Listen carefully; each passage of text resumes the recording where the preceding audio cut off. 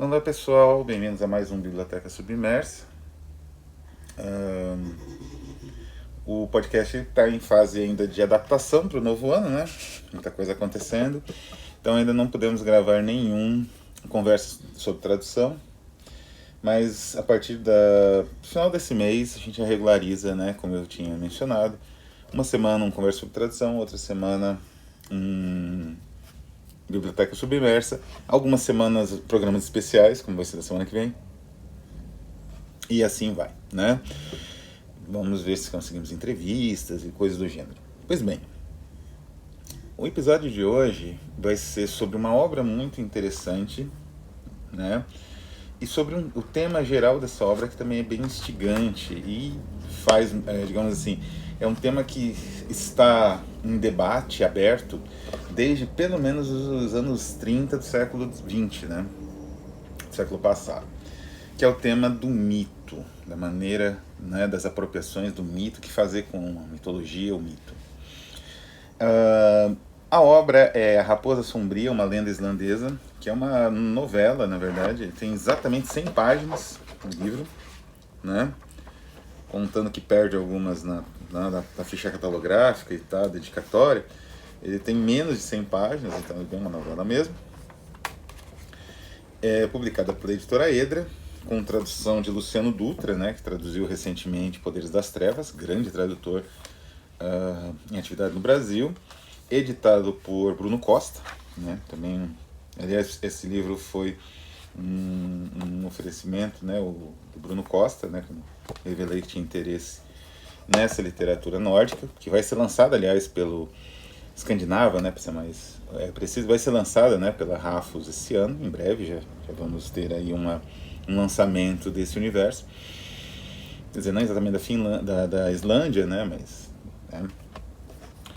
E o autor é o Sion, que é um autor conhecido, né, ele escreve romances, ele participou das bandas, assim, trabalhou com a Bjork desde o Sugar Cubs, né, fez o livreto, né, a libreta, as letras da trilha sonora do musical Dançando no Escuro, que é um dos melhores filmes Lars von Trier, né, e agora ele está trabalhando atualmente com Robert Eggers na composição do filme The Northman, um filme com grande elenco, né? Ele vai ser bastante comentado, com certeza, que The Northman sai esse ano, e é um filme estelar, né? Com, enfim, um certo peso aí. Vai dar o que falar e ele vai ser mais conhecido ainda um pouco. Bom, mas do que trata especificadamente A Raposa Sombria? É, como eu falei, uma novela curta, ela tem uma estrutura muito interessante, que é uma estrutura de descontinuidade. Então os eventos eles vão acontecendo mesmo, digamos assim, quando a narrativa segue um fio da meada constante.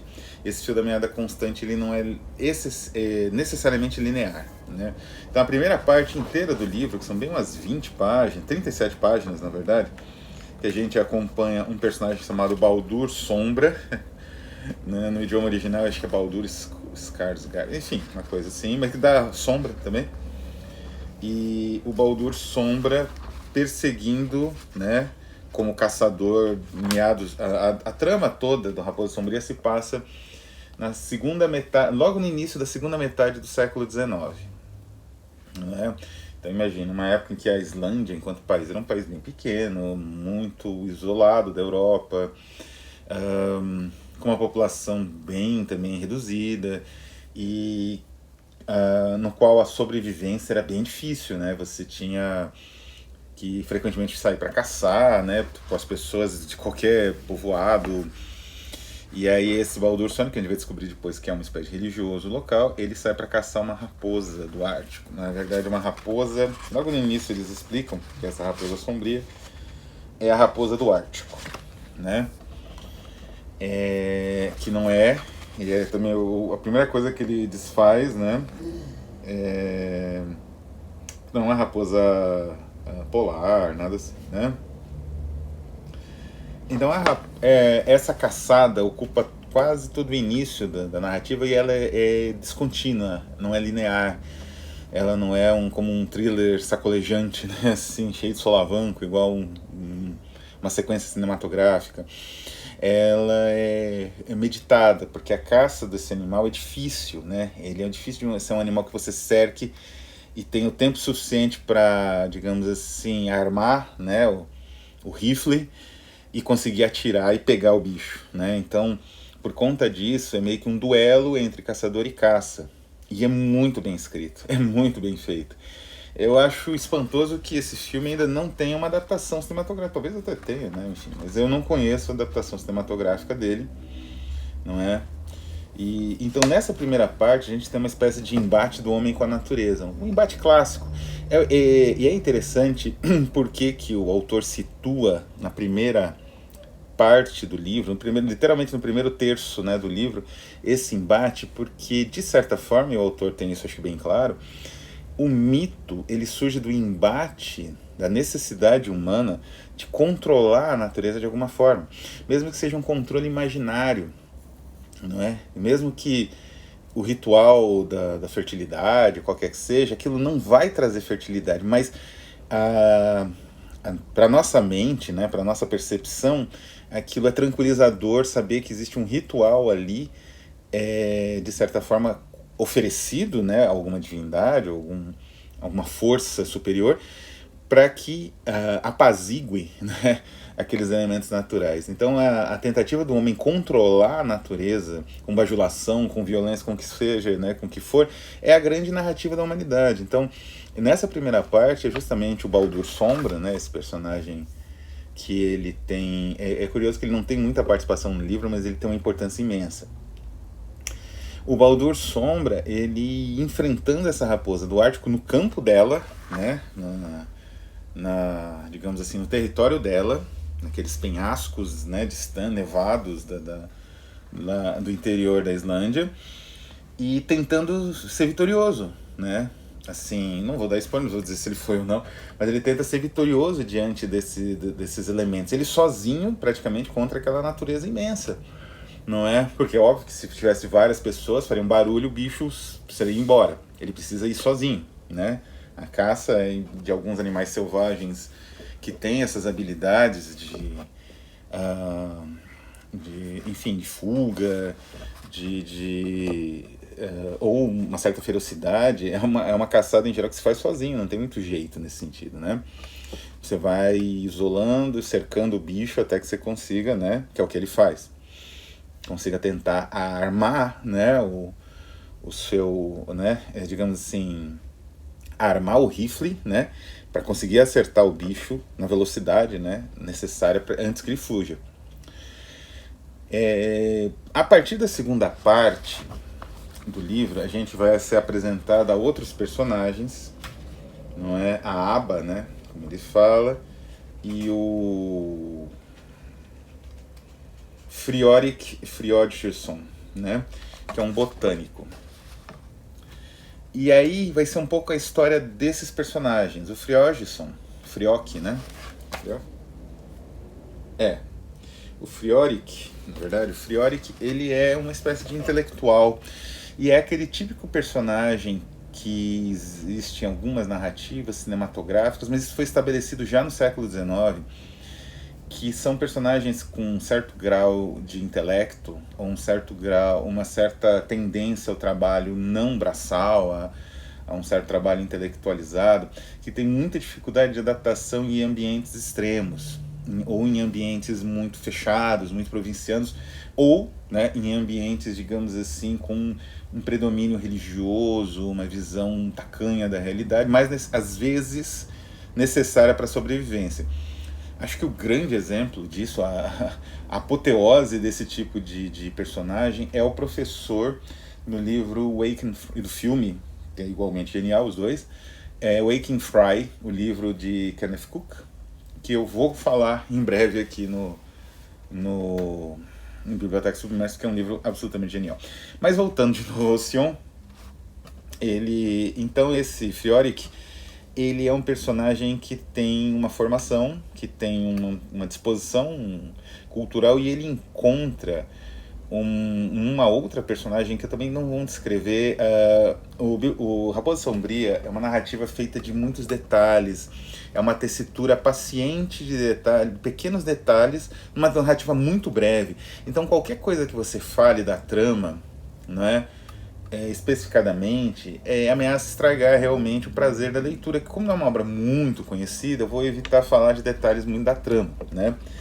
Então, ele encontra uma certa personagem que passou por um problema, digamos assim, e ele, naquela comunidade, ele tem a disposição de perceber, digamos assim, como essa personagem estava sendo tratada de forma errada, de forma equivocada. Então, eu acho que isso é interessante, porque novamente a civilização, só que é um outro embate. Dessa vez, na segunda parte, não é um embate mais convencional do homem contra a natureza, tentando dominar a natureza pela violência. Na segunda parte, é um embate do homem contra a própria visão humana, digamos assim, petrificada, né? De bem e mal, certo e errado, pecador, santo, não é? E essa visão, que é uma visão civilizada, é uma visão suave, né? Advinda da nossa civilização, advinda dessa, digamos, aquilo que o Baudelaire fala, né? Que a bondade, ela é artificial. A maldade no homem seria mais ou menos natural, né? A bondade você precisa de um certo esforço, né? Isso, acho que o Dostoiévski concordaria. A maldade é quase que seguir a própria natureza, porque basicamente a natureza é a sobrevivência de quem tem mais força num determinado, ou que é mais rápido, né? Enfim, em um determinado espaço, da devoração por outro. Então, assim, as pessoas que seguem, né, essas comunidades que seguiam meio que próxima essa visão de natureza predatória, o Friori que ele representa como que a resposta a isso, né? Uma outra forma de entender isso, uma resposta mais humana, que não é entendida, né? Não é compreendida pela comunidade. Então esses dois embates marcam dois momentos do livro, e chega um determinado momento que esses dois embates se mesclam, e aí é o clímax do livro, né? Ele tem uma estrutura, digamos, muito simples, né? Mas como eu falei, é uma estrutura que não é necessariamente linear, mesmo que siga uma certa linearidade, sim, né? Ela não é necessariamente linear porque ela não é, como eu disse, ela trabalha muito mais aspectos de subjetividade, tanto na caçada inicial, quanto nas descobertas feitas pelo Friori que depois, né? São subjetividades ali que vão, digamos assim, despertando para determinadas verdades, determinadas descobertas em si, né? Da própria natureza, de elementos da realidade, onde certos personagens pareciam ser uma coisa e são outra, e por aí vai, né? Então é um livro que, a despeito de ser breve, é uma leitura, aliás, muito tranquila, né? Muito bem, ele é muito bem escrito, mas ele não tem grandes arroubos de barroquismo. É um livro que tem um sentido muito profundo, né?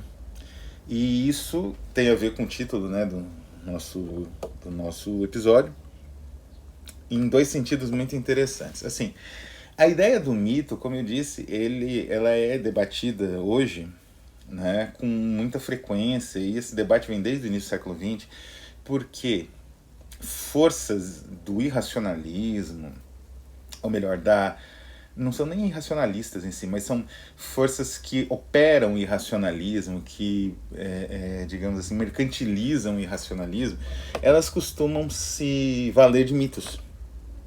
O mito é uma... Só que essas mesmas forças ignoram que o mito é uma espécie de resposta da razão, né?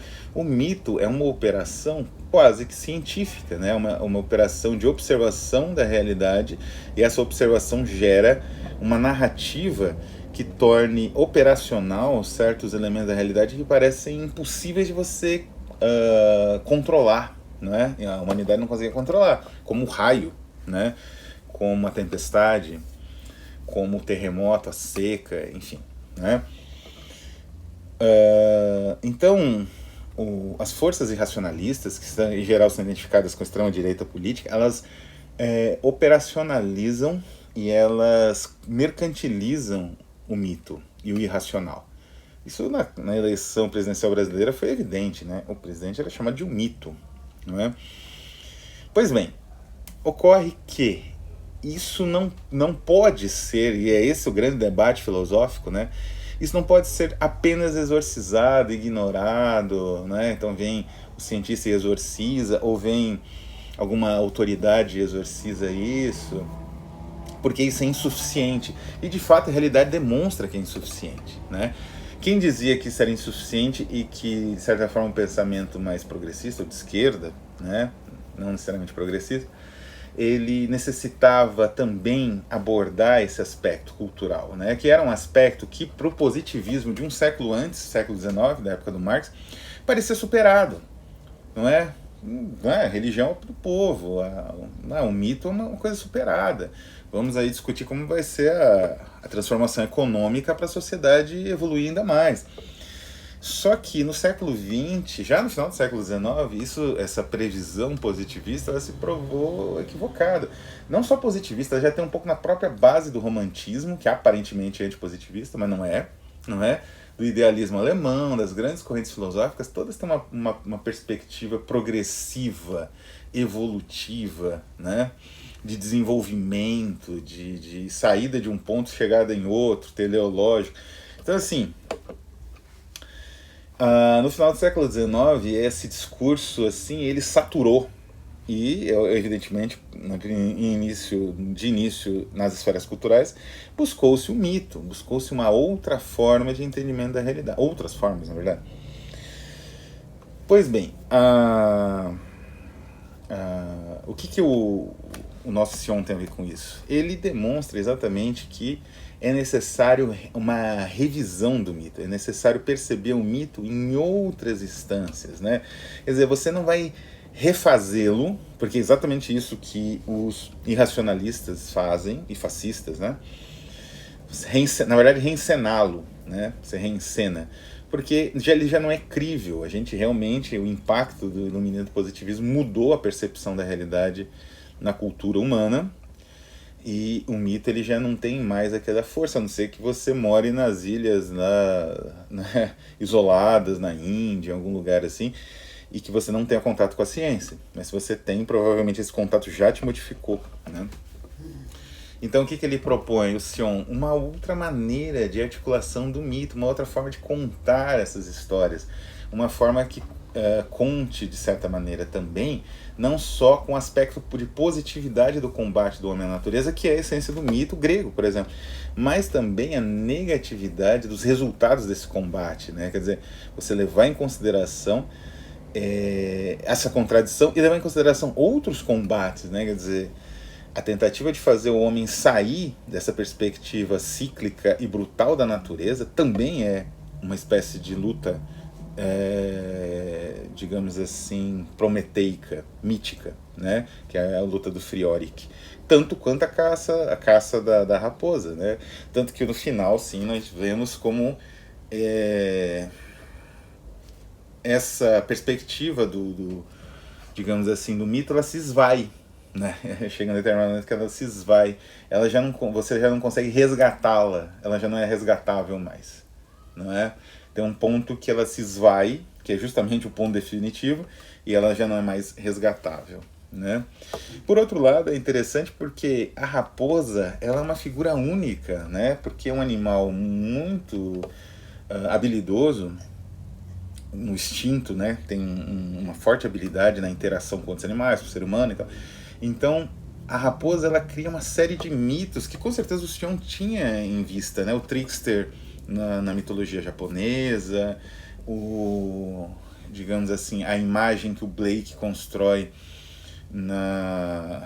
em alguns livros de poesia dele a partir do Canções da Inocência e da Experiência. Então é digamos assim, uma carga, né, que a raposa carrega, que é gigantesca, né? E mesmo que inadvertidamente, é como se esse animal despertasse no ser humano uma visão para além das próprias limitações, né, que nós temos. Uma visão que é despertada com outros animais, só que de uma forma mais petrificada, né? A raposa, ela sobrevive pela esperteza, pela habilidade, não é? Então, como no verso famoso do Provérbios do Inferno do Blake, né? A raposa provê para si, mas Deus provê para o leão. Então eu acredito que o Sion tinha isso em mente e resolveu construir uma narrativa muito bem urdida, evocando esse universo que a raposa representa, quase que um universo cultural e mítico que um animal carrega nas próprias costas, o que é muito curioso. Então a aproximação com esse animal é transfigurante. E é isso que acontece na trama. Em vários níveis, né? Ela é transfigurante em vários níveis.